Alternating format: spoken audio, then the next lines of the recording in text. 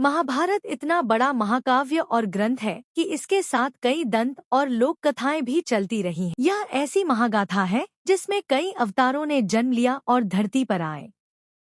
युद्ध से बहुत पहले काली ने शची, इंद्र की पत्नी रति, काम की पत्नी रोहिणी, चंद्र की पत्नी संध्या, सूर्य की पत्नी और खुद की आत्मशक्ति 64 योगिनियों को प्रकट किया। 63 योगिनियों को तो उन्होंने अलग अलग स्त्रियों के रूप में जन्म लेने अवतरित को कह दिया, लेकिन उन्होंने खप्पर योगिनी को रोक लिया। अब उन्होंने इन पंच देवियों की शक्ति को मिलाकर एक स्त्री शक्ति को अवतार दिया और उसे अग्नि देव के अंश में मिला दिया। जब द्रुपद ने ऋषि उपयाज की सहायता से पुत्र कामेष्टि यज्ञ किया तो वरदान के अनुसार धृष्टद्युम्न का जन्म हुआ। इसके बाद द्रुपद यज्ञ पूर्ण किए बिना लौटने लगे तो ऋषि ने ललकारा, आप बिना पूर्णाहुति के नहीं जा सकते, अग्निदेव आपको कुछ और भी देना चाहते हैं। द्रुपद ने पूछा क्या? ऋषि बोले, एक पुत्री, बिना उसके परिवार पूर्ण नहीं होगा। द्रुपद जो सिर्फ बदले के लिए पुत्र चाहता था, उसने इस बात को सिरे से खारिज किया, श्राप देने का भय दिखाया। तब द्रुपद ने गुस्से में अभ्रक, सिंदूर, कपूर, लौंग और इलायची की 5 आहुतियां यज्ञ में डाली और जोर जोर से कहने लगे, अगर देवता दे सकते हैं तो मुझे कलंकिनी पुत्री दे, उसे सारी अपवित्रता मिले, जीवन भर अपमान मिले, वो कष्ट में ही जीवन गुजार दे और सारा जीवन श्रापित हो जाए। द्रुपद को लगा था कि देवताओं के पास सिर्फ पवित्रता ही होगी और जैसी पुत्री मैं मांग रहा हूँ वो मांग सुनकर देवता हाथ डाल देंगे, लेकिन अभ्रक की आहुति डालते हुए वो भूल गया कि उसने चंडिका को बुलाया है।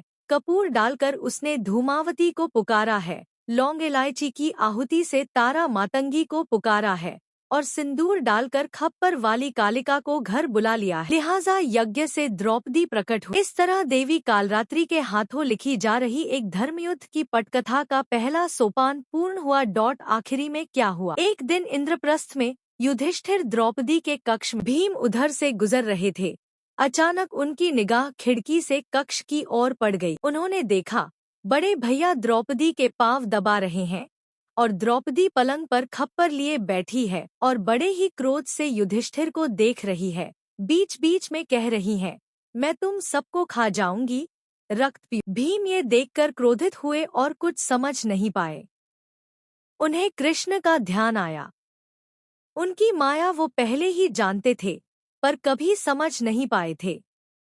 भीम ने कृष्ण का ध्यान किया तो कृष्ण सामने आ गए।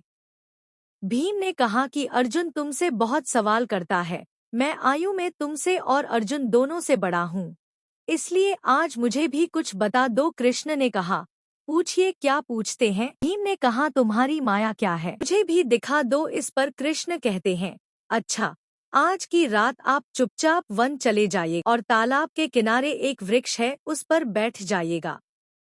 भीम ने ऐसा। उधर रात गहराई और अचानक ही वहां प्रकाश फूटा और सरोवर के किनारे कई सिंहासन लग गए। थोड़ी देर में इंद्रमारुत आदि देवता और योगिनियां भी प्रकट हुईं। इसके बाद भीम ने देखा कि द्रौपदी अपने उसी भयानक रूप में चली आ रही है।